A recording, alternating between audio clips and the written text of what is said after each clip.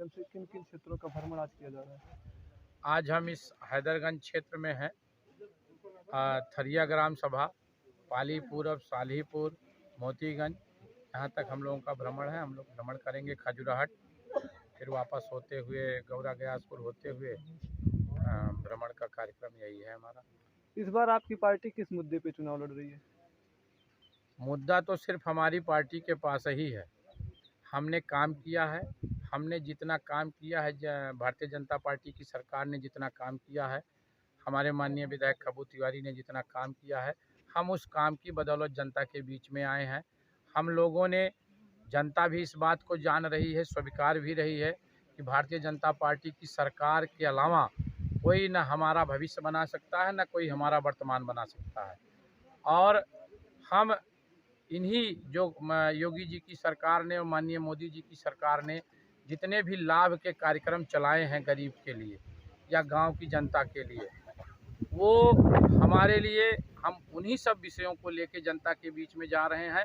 हमारा सिर्फ, हमें विश्वास है जनता हमारे उस कार्यक्रमों को स्वीकार भी रही है, हमको हमारे साथ सहमति भी जता रही है। हमारी कोशिश सिर्फ इतनी है कि विपक्ष जो भ्रम का जाल बनाना चाहता है वो भ्रम का जाल बना न पावे। हम लोग इसलिए गांव-गांव लोगों के बीच में जा रहे हैं। विपक्ष के द्वारा एक आरोप लगाया जा रहा है कि आपकी पार्टी ने काम किया नहीं है, सिर्फ राशन देके जनता का लॉलीपॉप को काम कर रही है। नहीं, हमारे पास काम गिनाने को बहुत कुछ है। आवास का जो पैसा प्रधान और सेक्रेटरी खा लिया करते थे, अब डायरेक्ट जनता के खाते में आ रहा है। शौचालय का पैसा आ रहा है, 5 लाख रुपए आयुष्मान कार्ड के उस पे बने हैं। और राशन आ रहा है, इतना राशन कोरोना काल से लेके अब तक 2 साल पूरा होने जा रहा है। इतना राशन कभी किसी को, किसी सरकार ने नहीं दिया। दूसरे जो रोड का इंफ्रास्ट्रक्चर है, आप वो देख लीजिए किस तेज़ी से डेवलप हो रहा है। बिजली की जो समस्या थी, एक हफ्ते दिन में, एक हफ्ते रात में रहती थी। रात की पाली में 4-5 घंटे लाइट रहती थी, दिन की पाली में 2-3 घंटे लाइट रहती थी। आज 16 घंटे, 17 घंटे, 18 घंटे लाइट आ रही है। भ्रष्टाचार पे अंकुश लगा है। जो कुछ अराजकता फैलाने वाले लोग थे, उनके मन में मोदी जी के, योगी जी के बुलडोजर का डर है। तो ये सब मुद्दे ऐसे हैं जिनके पास जनता का कोई जवाब नहीं है, तो विपक्ष के पास कोई जवाब नहीं है। जनता इन बातों को स्वीकार रही है, मान रही है, इसलिए वो उनको भ्रमित करना चाहते हैं। एक गीतकार नेहा राठौर के द्वारा लगातार गाना गाकर बताया जा रहा है कि यूपी में काबा छुट्टा सांडबा, इस मुद्दे पे क्या कहेंगे? कुछ अराजकता फैलाने वाले लोग थे, उनके मन में मोदी जी के, योगी जी के बुलडोजर का डर है। तो ये सब मुद्दे ऐसे हैं जिनके पास जनता का कोई जवाब नहीं है, तो विपक्ष के पास कोई जवाब नहीं है। जनता इन बातों को स्वीकार रही है, मान रही है, इसलिए वो उनको भ्रमित करना चाहते हैं।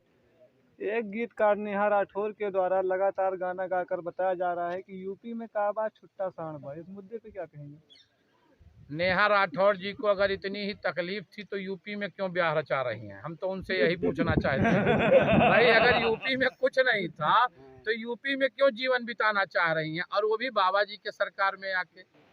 भाई इससे पहले हमको लगता है, हमको उनकी उम्र का ज्ञान नहीं है, लेकिन जैसा उनको देख के लगता है 30-32 बरस की होंगी। 30-32 बरस की अवस्था में उन्होंने ब्याह नहीं किया। कारण क्या था? उस समय काबा का सवाल उनके दिमाग में था। इस समय बहुत कुछ बा, ये दिमाग में जब आया तो उन्होंने जो है आके अब यूपी में अपना ब्याह रचाने का कार्यक्रम किया। दूसरे दूसरे वो एक पब्लिसिटी स्टंट के लिए, कुछ ऐसे लोग होते हैं जो समाज में काम से नहीं, फिर सिर्फ अपनी बोल से जाने जाते हैं। जैसे जब सारे लोग एक भाषा बोल रहे हैं, कोई एक विरोध की भाषा करेगा। नेहा राठौर के जवाब में कम से कम 20 लोकगीत गायकों ने नेहा राठौर को बताया कि यूपी में सब कुछ बा। एक सिंगल नेहा राठौर को छोड़ के आप बता दीजिए।